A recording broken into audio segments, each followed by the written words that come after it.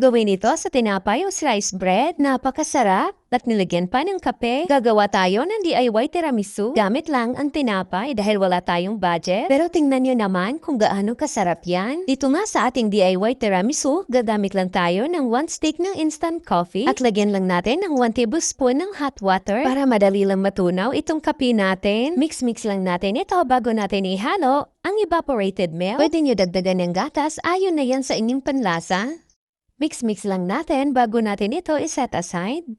At dito, gagamit lang tayo ng isang lata ng kondensada. Kung walang kondensada, pwede po ang all-purpose cream at condensed milk. Mas mainam po ako naka-chill ng 3 to 4 hours ang kondensada na gagamitin natin. Pwede naman mano-mano lang, gumamit na lang kayo ng wire whisk. Medyo matagalan nga lang kayo. At ganito lang ang gagawin natin. Ilulublob lang natin dito ang sliced bread sa ginawa nating coffee mixture kanina. Matapos nga natin ilagay ang first layer ng sliced bread, lagyan na natin ito ng whipped cream. Napakasarap nito kahit sliced bread lang ang ginamit natin. Mag-dash lang tayo dito sa ibabaw ng cocoa powder. Kung wala naman kayong cocoa powder, pwede po ang Milo. Dahil 2 layer ang gagawin ko, ulitin lang natin ang ganong proseso.